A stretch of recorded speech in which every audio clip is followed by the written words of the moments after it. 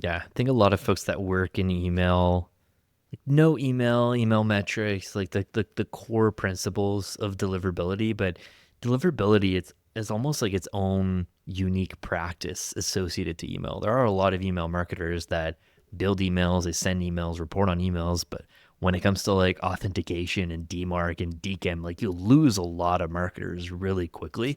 What's your advice for email marketers to like get a bit of a leg up on the technical side when it comes to deliverability?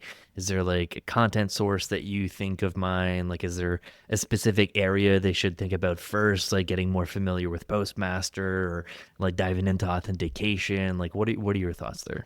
Yeah, I think so. I think the reason a lot of the time marketers don't have as much of an awareness of like authentication protocols is sometimes they're delegating that to the email provider, right? To the marketing automation provider, and I'll do some of that for them.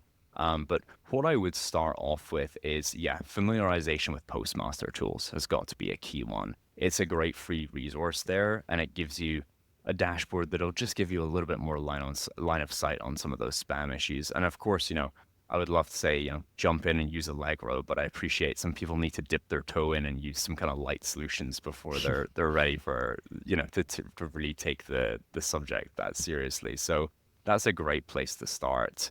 Um, and then I think doing a little research on subdomain structure is probably a good starting point as well, because if you have everything running on one domain and there's no hedging there, there's no segmentation of traffic, you're just putting a lot more of your eggs in one basket, and you don't have the prioritization that you would want for those really, really vital emails. So doing a bit of research, literally just on the top resources that are available in Google about this, is a great place to start.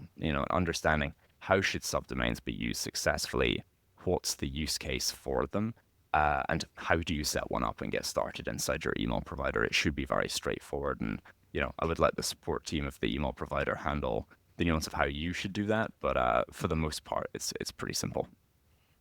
Yeah, I think that's great advice. Like just those two things, getting Postmaster set up, if especially if you haven't done that, and getting multiple subdomains created and figuring out a strategy there. I think like your seasoned deliverability expert is kind of like rolling their eyes like, yeah, obviously we do that. But I think the majority of email marketers don't have that set up. Like I've consulted with a lot of folks sometimes that come in and they're just like, our open rate dropped to 0%. We're having spam issues. Like, what's going on? It's like, all right, well, let's open up Postmaster. Like, what are we seeing there? We don't have Postmaster. Like, where do we buy that? It's like, okay, shit.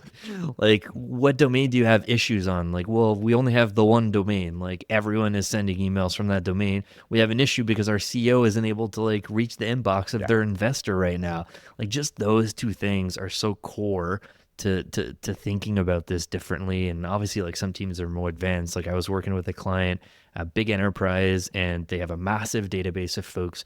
I think we have 100 plus subdomains set up for their email strategy, and we even created like a micro segmentation strategy for their newsletter list. It had Nice. a like ton of people in there, and like you said, there was people that are way more engaged than others. So we put people in 4 different quadrants, and those 4 quadrants have their own subdomain.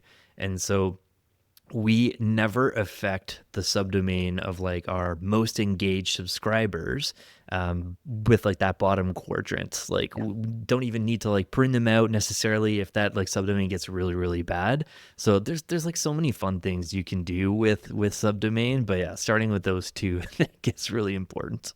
Yeah. And then data, of course, is a great starting point. So usually there's no governance around what contacts end up on the list and what contacts don't. Mm, So if it's fully opt-in, an easy first step would be double verification on the contacts, double opt-in, and that's usually built into most email providers. But if you're ever importing contacts from a different data source that isn't your own form fill, which a lot of people I've chatted with them and they've said, no, no, it's all opt-in.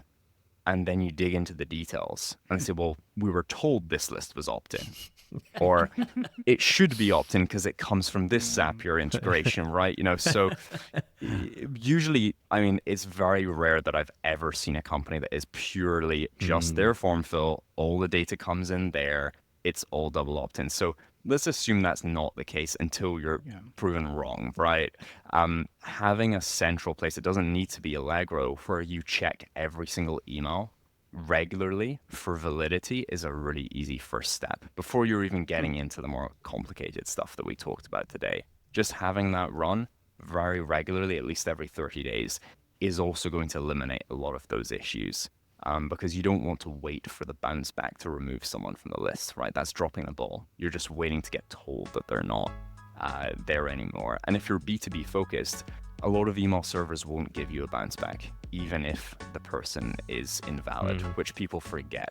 Most businesses, especially ones on Microsoft that are a bit more enterprise, they'll have catch-all set up, which means that messages, you could send it to any abbreviation, right, or any first name, last name combination that doesn't exist at the company. It's not going to bounce back unless the catch-all server is incorrectly set up, right, which is few and far between. So don't think just because you're not getting bounces that people aren't invalid.